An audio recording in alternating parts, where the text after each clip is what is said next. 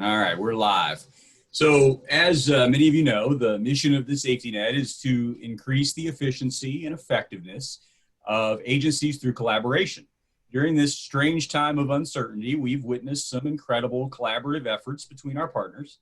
I'm certain you all have stories of agencies, businesses, individuals working together in some way to help others. There's so much of it going on today. We're proud to be a part of this growing network and want to encourage you to keep striving for excellence in networking and communication. And we promise to continue to help make it easier for you. We're learning as we go as well, and we're going to keep innovating. I'd like to introduce to you this morning, if you don't know her, I don't know how you don't know her, but if you don't know her, is our Clermont County Health Commissioner, Julianne Nesbit. Julianne is the Health Commissioner for the Clermont County Public Health, and she has worked in the public health field for 23 years. Ms. Nesbit has received her undergraduate degree in environmental management from Ball State University and her master's in public health from Wright State University. And she began her career in public health as a registered sanitarian. Ms. Nesbit is responsible for the overall operations of the Clermont County Public Health, which includes 49 staff in 5 divisions, including administration, nursing, water and waste, environmental health, and plumbing. Julianne has graciously agreed to participate in a Q&A session with me this morning to help us understand COVID-19 protocols and maybe answer some questions you may have had. Time is limited this morning, so we're going to begin with some previously submitted questions, and we thank those of you who submitted those questions. Please do this. Put your questions as they come to you in the chat box. We'll either address them at the end of our time together this morning or in a separate correspondence. So as I said, we're recording and we're going to go ahead and get started with question number 1. Julianne, are you ready? Yep. All right, so here we go. Number 1, what is the difference, please, between COVID and the flu? Why is there so much more focus on COVID? So, influenza, seasonal influenza that we have, and, COVID-19 are both respiratory illnesses. So there's a lot of similarities between the two as far as symptoms can sometimes look similar with it. The issue with COVID, though, is that it is a new virus, and so no one has immunity to it. And the only way you really get immunity is to either get it and build up antibodies, and we're not sure how long those antibodies last, or to eventually get vaccinated once vaccine is developed. And we're even not sure there's still a lot of uncertainties about it. If that is going to be a one-time kind of thing, or if it will end up being more like a seasonal flu type of vaccination where you'll need like kind of a continual booster from year to year. There are many, many different types of flu strains that circulate out there. And if you're not kind of familiar with how they develop vaccine one year to the next, so seasonal flu very much occurs over those winter months. So we look at the southern hemisphere when they have flu, and that's how we kind of monitor and look to see what strains will be in the flu vaccine. And then they monitor us during our flu season, and it kind of goes back and forth. You'll also see sometimes with different types of flu strains, you can have some immunity, even though the strain may be a little bit different. What we learned during H1N1, even though that was a new flu virus, what we found is that older adults who had lived through some outbreaks and epidemics during kind of the 50s and 60s actually had some immunity to H1N1, so it did not impact them near as much as it impacted children. So with the coronavirus, there's actually 7 different strains of the coronavirus. 4 of them are very typical to common cold symptoms.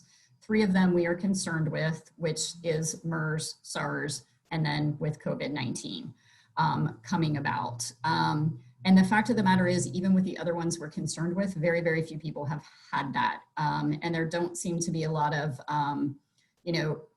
consistencies with them. There's still respiratory illnesses with it. And there's just not enough research to show whether if you've had, MERS or SARS, does that make you immune in some way to COVID-19? So that's kind of the differences between the two. Okay, that's great. So why quarantine us back in March, but not now when our numbers have been higher? So this really is all about a balance, and trying to find balance between protecting the public's health and protecting our economy. We know full well we can't shut down long-term forever with it. So when we shut down back in March, there were a lot of concerns of being able to ramp up capacity for hospitalizations, which did not occur, which is a good thing. We never really reached that severe capacity. You may recall the Duke Energy Center was being set up to convert to a hospital. Other places throughout the state were looking at using, old malls or other large facilities, arenas, different types of places that were being set up to use as alternative hospitals. A lot of those plans were not necessarily in place to the level they needed to be back in March. So there was a need to kind of shut everything down, to slow the spread, to get a lot of that stuff in place before we slowly started to open things back up. And again, there's this whole balance between protecting the public health, but also protecting our economy. And we're just as partial to that. Our funding sources, we are not solely, even though we're a government entity, we're not solely funded off taxpayer dollars. The majority of all of our revenue comes from fees for services that we bring in. So we were getting impacted with everybody else. And so really it's just that balance. As those hospital plans got put into place, as we realized we weren't going to see the surge that was, a potential, we started to slowly open things back up. We have still not seen that surge with our hospitals. It's gone up and down, certainly, but we're not seeing that at this point. So I think we'll continue to monitor that as we go through the fall. Flu season will compound things. So there may be the issues there where we're going to add people with influenza to the hospitals along with people who have COVID-19 to the hospitals.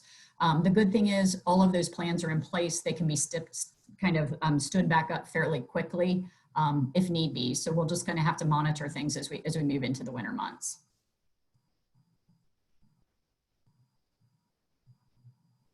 That makes sense. Balance is important. So thank you for that. Let's talk about masks a minute. Are there any legitimate health concerns for people wearing masks? So we get a lot of questions about masks. And I'm going to tell you right now, we are no happier wearing masks than anybody else is wearing masks. No one likes to wear a mask. So I do not like to wear a mask. However, we do know, I want to talk a little bit about how they protect, and then we'll kind of get into the issues with health concerns with it. So COVID-19 is transmitted via respiratory droplets, and there's those kind of larger respiratory droplets that can occur as we talk loudly, as we sing, as we yell, that can occur. We've all had it happen. Full well you've been talking to somebody and they accidentally spit on you or something like that. There's large respiratory droplets. But then there are smaller ones that are more of aerosolized. When we're just sitting here normally breathing, kind of doing our own thing, we can still transmit through those smaller aerosolized type of particles. The mask is really designed to contain those particles. So it's really, and I think we've all kind of learned this by now, it's not about you wear a mask to protect you from somebody. It's not for your protection, it's for the other person's protection. So we know it contains a lot of those respiratory droplets in doing it. That's no different. And then we ask you to cough or sneeze into your sleeve or your elbow. You don't want to project that out into the public and have other people breathe that in with it. So, and I know this is difficult because the guidance on masks changed as we rolled through things. We are typically not a country or a society who has traditionally worn masks. There are other countries and other societies who have done it for quite some time. And it's very much considered a thing that you do out of respect for others when you're ill in other countries. So I think this is a real shift for the United States on that, into kind of looking at like, if I'm ill, I should be the person wearing the mask with it in doing it. But they really do help reduce that spread. It's everything. And I know we talk about like the layers of Swiss cheese, and people are probably tired of us talking about Swiss cheese, but you got to put them all together and get the least amount of holes going through the Swiss cheese as possible with it. We do get lots of questions over masks. There are legitimate reasons why a person should not wear a mask on it. And you can have medical exemptions. So I am not a physician. I'm not going to go into any type of specific things with illnesses. If people are struggling to breathe beyond the normal, we all struggle to breathe wearing a mask. Like, it's not fun.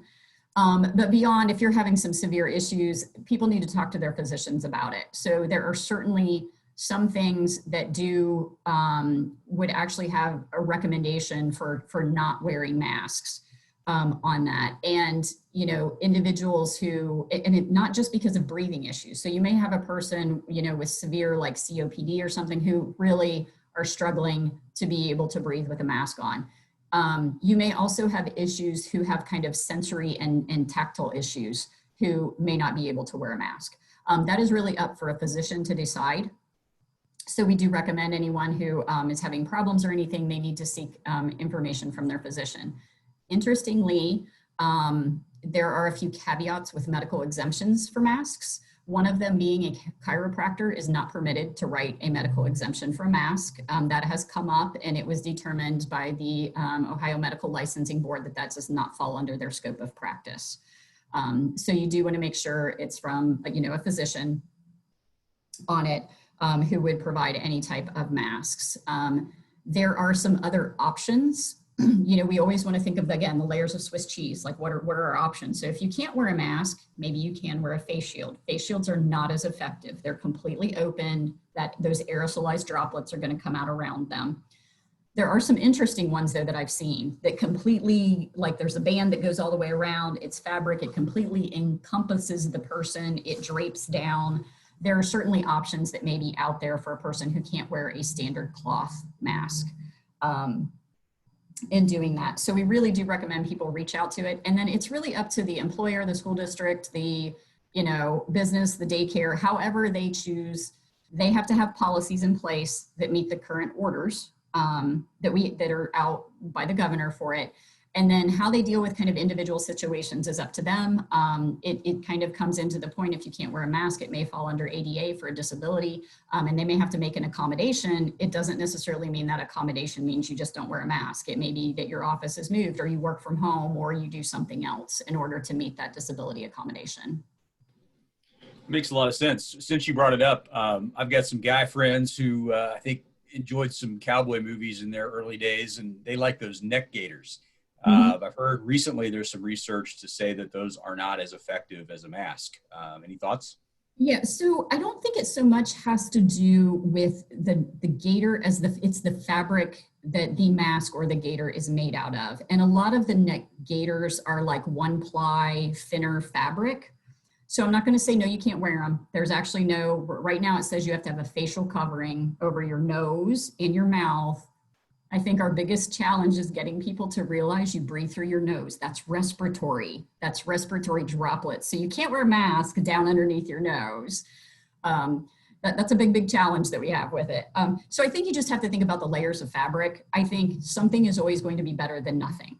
So if the neck gaiter is what they're using, they just need to think about the layers of fabric. A lot of times there's some CDC guidance out there that talks to you about, like, hold it up to the light, how much light is coming through that fabric. It'll give you an idea of how porous the fabric is. But something is always better than nothing. It does meet the requirement of the orders that are out there right now. That's super helpful. Thank you very much. So let's talk about contracting COVID. Are people able to contract COVID more than once? So there are studies out there showing that, yes, they can. We have had one case that I'm aware of in the United States on it where they did like DNA sequencing on the virus to find out it truly was two separate kind of incidents that occurred. The biggest issue is it just hasn't been around long enough. We don't know how long those antibodies stay in your system. As we've mentioned, several coronaviruses are very similar to common cold type symptoms. And full well, we can get a common cold time after time, kind of as that occurs with it. So at this point, there is some evidence to that. I think we're going to have to just continue to wait to see how common that is in a person. Does it mean that maybe they just didn't get it bad enough the first time? Did they not build up enough antibodies? We're just going to have to continue to look at research on that. But multiple other countries have also seen cases where there has been a second go around of infection.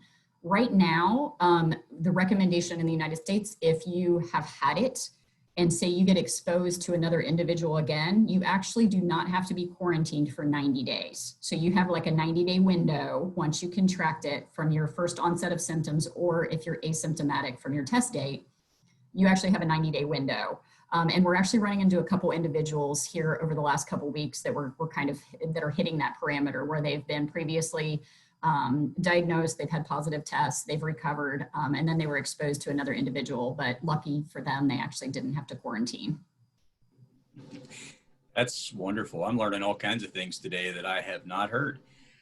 This is great. Thank you. So how should an agency handle when employees or clients contract COVID? Do they need to shut down for 14 days? No. And actually, we probably don't recommend businesses closing unless there's some real specific circumstances. You know, if it's one where you're wiping out your whole staff or something, they become infectious. So a couple things that should happen with it. One, if you do have a confirmed case, please reach out to our office as soon as possible. We will help you navigate through that. Everyone's a little bit different. We want to know different types of things. We want to know if the person was infectious the last time they were they there today, were they there 3 days ago? It makes a difference on what, recommendations may occur. Typically, the only time we're going to recommend closure of a business or a school, just because of a single confirmed case, is going to be if we don't have time to do the proper contact tracing. So once we get that confirmed individual, we want to look at their close contacts. Anyone who's been less than 6 feet for 15 minutes or more to that individual, masked or not, on it, would end up looking at being quarantined. And that's why we really push for those layers of social distancing and different types of things occurring. You do want to do some cleaning. However, when we look at high contact surfaces for cleaning, the guidance has changed. When the guidance first came out early on, we very much wanted to clean every single service multiple times, as people kind of come through after every customer, different types of things. That has backed off a little bit, and they really just recommend routine daily cleaning and kind of disinfecting to be able to take care of that. We're finding that the primary mode of transmission is not necessarily through contact of surfaces, and you have to think about somebody has to cough or sneeze onto a hard surface to leave respiratory droplets there. Someone else has to touch that with their hands, and then they have to go and touch, eyes, nose, mouth. It's got to be somehow, put into your system in order to do that. If people are really following proper respiratory etiquette, proper hand hygiene, you don't see a lot of transmission occurring that way. There was an early on study about like how long a virus can live on surfaces.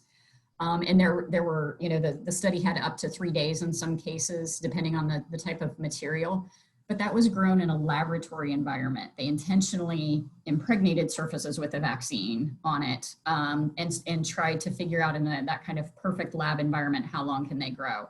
What they're finding now is typically once it's outside, particularly in fresh outdoor environments and in sunlight, the virus does not live very long on those types of surfaces. So just something to be cognizant of. That's why we want people doing proper hand hygiene. So if they are contacting surfaces, to make sure they're washing their hands with it. But in general, like I said, when going back to kind of the business piece of it, reach out to us and kind of we will help walk you through that. Rarely are we ever going to recommend closure of a business. You have to think the exposure's already occurred. And that's what I always tell people, like, don't panic when it happens. Just call us, we'll walk you through it. The exposures, there's no need to panic. The exposure has already occurred at that point, and then we'll figure out what we need to do for contact tracing. Excellent. It's very comforting to know we can contact you about that you'll be available. Let me ask just a couple other quick questions about employer situations. Do things like HIPAA or ADA prevent employers from telling other employees that there was an employee with a positive test? So I'm not an employment lawyer, and I'm gonna tell you right now, I'm gonna dance around that question a little bit and be honest about it. You need to check with your own HR and your personal policies. So in certain circumstances, you have to keep in mind communicable disease pretty much permits us to throw HIPAA out the door. Meaning not completely. I can't go out and publicly announce, that Julianne Nesbit is COVID-19 positive. We can't do that. But I can do whatever we need to do to prevent the further spread of the disease. And so if you reach out and tell me that you've had contact with, person A, B, and C, I can contact person A, B, C and tell them, hey, you were identified as a contact of Julianne Nesbit on it. Or you were identified as a close contact. We do not release any more information than when we absolutely have to. Sometimes we don't even release the name of the individual. If it's a school type setting, we'll say you were on the football team and you were exposed to a player who tested COVID-19 positive. Your name was given to us by the school as a close contact on it. And we go from there and how we do that. So I'm really gonna tell people, I'm not an employment lawyer. I can't really give guidance on that. Reach out to your HR, whatever your policies are for prior things.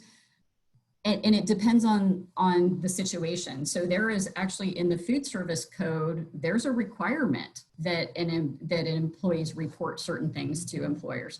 In hospital environments, there are personnel policies that dictate what has to be done. And that may be different than in an office environment.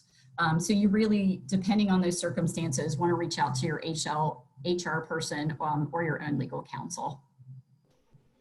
Excellent. Thank you for that. Are there other ways to help clients and employees feel safer during COVID? I think you just have to look at each individual work environment, socially distance when you can. People have gotten really creative with barriers that are installed. I wish I had stock in plexiglass before this occurred because I think we would all be doing pretty good. You just have to look at each one of your employees kind of in their work environment, what they do, how they interact with other employees. So a lot of outbreaks that we have that occur in businesses, and it does occur, it's not typically the business to the customers, it's employee to employee.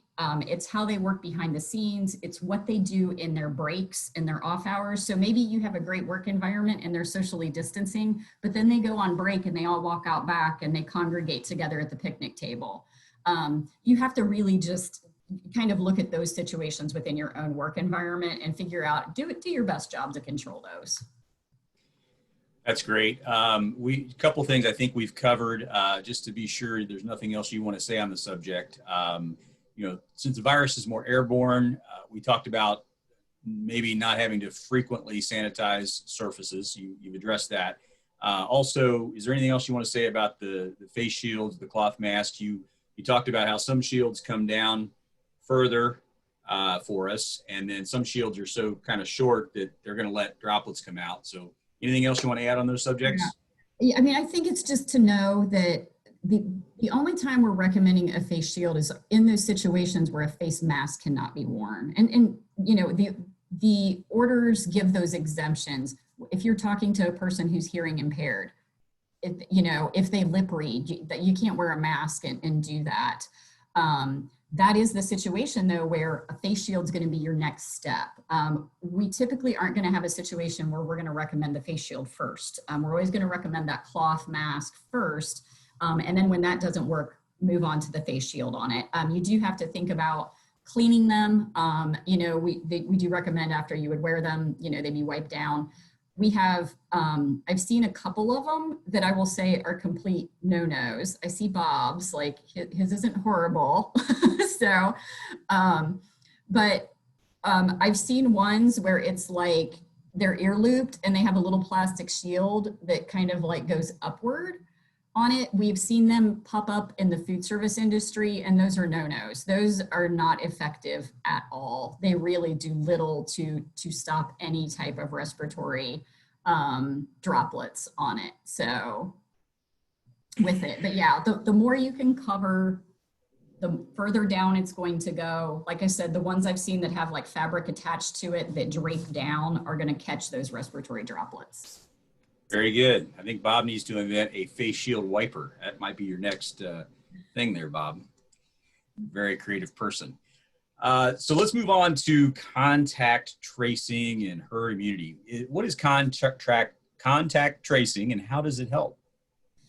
So we have done contact tracing for years and years and years and years. This is not a new concept. I think it's probably a new, maybe hot button term for the public, but we have done contact tracing with infectious disease for years.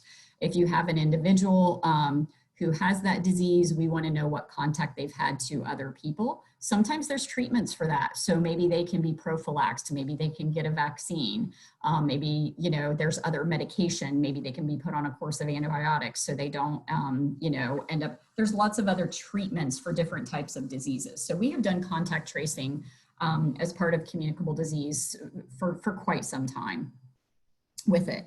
The way contact tracing works with COVID-19, again, we've kind of defined that less than 6 feet for 15 minutes or more is really what we're looking at. Or there's actually a kind of a caveat if you've had direct exposure, even though it may be for a split second. So meaning if you are caring for a child or something and they cough or sneeze in your face, that's going to be a direct exposure. A healthcare worker could potentially have a direct exposure if they weren't wearing the appropriate PPE. And again, someone directly kind of coughed or sneezed or put respiratory droplets in their face, or they had to do, if there was an emergency type situation and they had to perform some type of aerosolizing procedure, with that can be considered direct contact.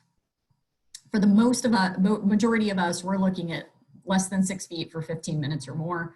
We identify those individuals, we reach out to them, and we want them to quarantine. So some of the big misconceptions I get that I do want to clarify with contact tracing. One, testing does not get you out of quarantine. So when you have to quarantine, you can basically become symptomatic anywhere from 2 to 14 days after your exposure to that person. You are infectious 2 days prior to you showing any symptoms. So you could have been around an individual on it 2 days prior to even them showing it, and you may need to be in quarantine. If you get tested on day 3, that doesn't mean you get out of quarantine, because you could become symptomatic on day 10 and start transmitting it to people. So you do have to stay in quarantine for your entire time period, and it's from your date of last exposure. So we're not normally calling somebody on their date of exposure. They've been exposed to somebody, that person has been tested. It's taken 24 to 48 hours for that test result to typically come back on it. We reach out typically within 24 hours of getting the lab result. Normally it's the same day unless it comes in late, and then we'll call the next day with it. So it's normally already been, 4 days or so before maybe that exposure's occurred. But we'll walk through, we'll determine when that last exposure occurred, unless you're a household contact. Because it's very difficult to isolate or quarantine when you're in the home together. And we do see a lot of our cases go through households very quickly with it. But we'll talk, there are ways you can do it. And we'll typically work through that with individuals as far as what they need to do with it. So, again, with the contact tracing, testing doesn't get you out of quarantine. And then the second thing is we quarantine the first ring. So if you look at the individual in the center, we're going to go out to the first ring. So we get questions a lot of times that, let's take a school situation where we had a confirmed case and I have in the first grade and I, have siblings, and the first grader is going to be quarantined, but I've got a sibling in the third grade. Okay, that third grader isn't quarantined unless the sibling would become symptomatic. And then at that point, that person is going to become a suspected case. We'd recommend they be tested and go from there. But people have a tendency to bring it out further than what we go. We go to that first ring of contacts on exposure. All right, very good. So let's talk about herd immunity. What is it? Can it stop the virus, and is it a good strategy? So herd immunity really is you get enough people who are immune to whatever it is, in this case a virus, that it doesn't spread rapidly through the community or through the population. And there's 2 ways to get there. Either you can become immune by getting it, or you become immune by getting vaccinated to it. And, at some point you kind of reach those levels where whatever we decide as a society, it's an acceptable amount of disease within the community, that it will eventually probably just become a normal disease that we track in the background at some point. I don't think COVID-19 is going away permanently. I think it is probably just going to become a new virus that's out there, very similar to H1N1. So H1N1 continues to circulate as a seasonal flu virus after it initially emerged. with that. But you just try to build up enough herd immunity that you were able to protect individuals for the transmission to not occur at that point where we're overwhelming our hospitals or something's occurring. I don't know what that number is at this point because, again, we don't know a whole lot about it. I wish I had the crystal ball to say, is that, you know, is that 40% of it, is it 60, is it 80? Like, I don't know what that number is yet. I think you would become very wealthy if you had that crystal ball. Regarding testing, what is the percentage of false positives and negatives? And is there any reason to be suspicious of the PCR tests? So the PCR, I'll go through the three types of testing. PCR is actually your most reliable test that's out there. It is the rapid test and the antigen tests that are typically less reliable. So let's just talk about testing in general, the three different types on it. PCR testing is going to be your most accurate. And so that is like a nasal swab that has to be sent off to a lab. If you've had the test done, like they dig in there pretty deep on it. They're trying to get what's up in your respiratory tract and do it. So the PCR test was the first test they came out with. It is actually the most accurate. As far as what percentage, it depends on each individual test. So there are various PCR tests that are out there. There's different reagents they use in labs. They're all going to have different things. So I would basically tell you, you kind of have to go research each individual test by each individual manufacturer. But in general, PCR is going to be, that's kind of your gold standard. That's going to be more accurate if you are actively infectious. They have antibody testing, which basically is going to test if you had prior disease. So if I was sick back in March, I may look at doing an antibody test. Those are typically done through blood draws, and it looks to see if you have the antibody within your system or not. It doesn't mean you're actively infectious. It's, again, looking at past disease. So if you're symptomatic, an antibody test is not the type of test you want to get. You want to look at that PCR test kind of as that gold standard for that. You could get an antibody test later on. And then the antigen test or the rapid test on it. We have rapid tests for lots of things. So there's rapid tests for strep, there's rapid tests for flu, and similar to those, they are less accurate than the other lab type of testing. Rapid tests are really kind of designed as a diagnostic tool for clinicians to be able to kind of rule out diagnoses. And it's why you typically see them used very frequently in a doctor's office. If you go in, they may run, you know, a rapid strep, a rapid flu, something. They're trying to rule, they're really meant not necessarily so much to diagnose something as to rule things out because maybe it's something else with it. The antigen tests are typically a little bit less reliable. In order to get that really quick response, you know, you just at some point, you got to give some things up. So I think we will see more antibody testing being used as screening tools with it. But the recommendation is if you antigen test positive, your provider should follow up with a PCR test to confirm that. We do see where you will be antigen positive and PCR negative. The PCR test trumps the antigen test. So we see false positives. You can also see false negatives with it. So if someone is symptomatic and it is believed they have COVID or they've had some exposure, so the physician is going to likely think it's COVID, they also should again run a PCR test after they run that antigen test, regardless if it's positive or negative, for that confirmation of if it is or if it isn't. Okay, great. That's super helpful. Thanks for clarifying the differences between the tests. Our last question is about case counting. When people test positive in the hospital and must stay in the hospital isolation until they test negative, my understanding is it requires a series of swabs. Are each of the swabs counted as a new case? No, so an individual, and if I'll leave this up to the group, if you want to see some of the data, I can walk you through some of that. Again, I always leave it up to the group on what they want to see. But a case is a case. It doesn't matter if you're swabbed one time or you're swabbed 20 times. Where it will make a difference is if you look on the state's data and it says tests, like if you look under their total tests ran, that is tests. Those aren't individual people, those are individual tests. When you look under cases, a case is a person. So it does not matter how many times they get tested. It doesn't matter if, you know, if they were an antigen, and it's It's why you'll see probable cases can go up and down, because they may start out as a probable case and then they may end up as a confirmed case, and they'll drop out of the probable count and they'll go into the confirmed count. So that can fluctuate a little bit with it. You know, we run individual line lists with everything. So these are people, they're individual people who we have, who, you know, are actual cases. You don't actually have to remain in isolation until you test out. So, sorry, my lights are on automatic and evidently I've sat too still. So the CDC changed. They had two methods of releasing from isolation. One was a test-based method and the other is a symptom-based method.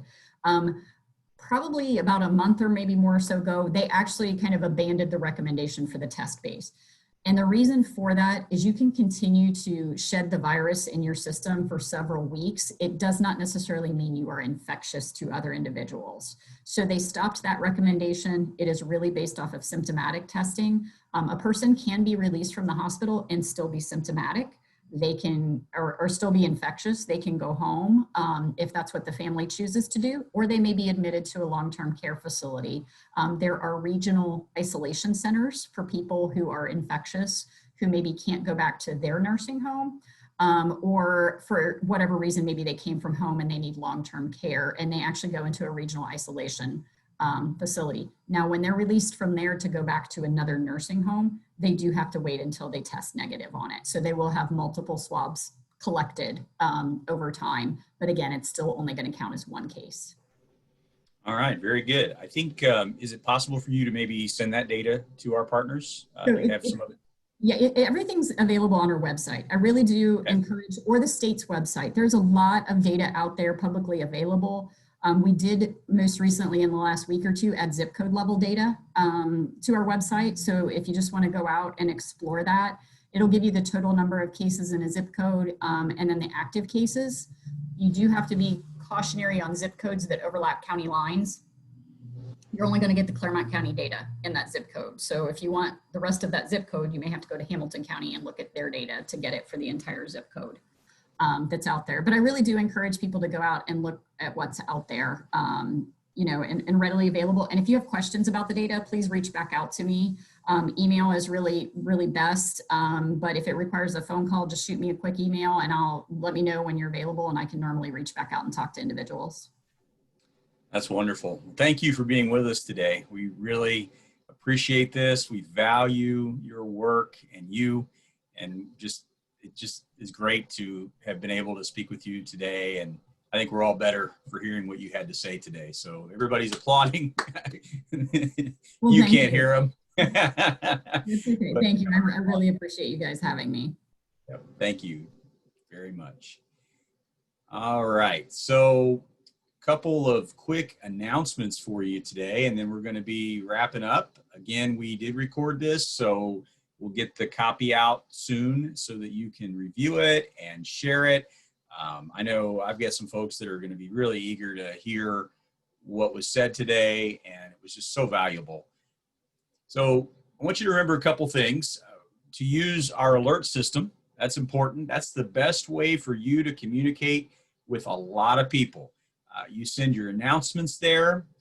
All alerts go to over 200 individuals who then share those with their teams. So this will magnify and multiply if you send an alert.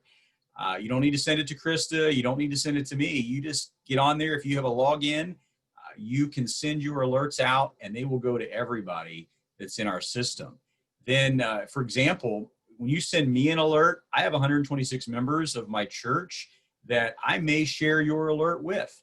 And I've done that before. Maybe you have a need in your agency. The Job and Family Services recently was helping a mother. And so we decided to share that with our church family. So 126 people got involved. And then a couple of them actually got their coworkers involved. So it goes a big, big way when you send an alert to our system. The other thing we want you to remember to do is to use the new volunteer opportunities page. Post your opportunities for people to serve there. When you post service opportunities on the volunteer page, it's very different. Our alert system is just for partners, just for members, partners of the Safety Net Alliance. But when you post a job opportunity, or excuse me, a service opportunity on the volunteer page, the general public can find details about service opportunities. And again, I'll use a couple of examples from my life. There are pastors in our community who have lots of people who want to serve. And so rather than creating service opportunities for them, they're looking for you to post those opportunities, and they're going there and sending people there to find them. And that is a growing phenomenon. We want you to really benefit from the volunteer opportunities page. We want to also welcome Life Food Pantry and Connect Clermont to our collaboration. Connect Clermont is Bob and his not so bad face shield. We're happy to have you in our network. If you know of another agency who has not joined our collaboration, please send us their contact information and we'll be happy to reach out to them. Our next meeting date is scheduled for December 10th. So write that down, save the date, December 10th, and it will be through Zoom as well. We'll send out the link closer to the date. Now, in closing, we want to not only commend Julianne for her work and others in the health field for their noble and selfless efforts, but also for our agency partners, all of you who are on the front lines serving families every day with food, housing, and other supports during this extremely stressful time. The needs are great and the pressure relentless, but know that we're proud of you and grateful for you, your efforts, and we're very thankful to be serving together with you. You're making a difference. Keep it up. Thank you for being a part of this today. We hope that you'll join us again in December. And for now, if you want to just wave at everybody, if you're on the screen, you can wave. And I'm going to close this meeting in 3, 2, 1. See y'all.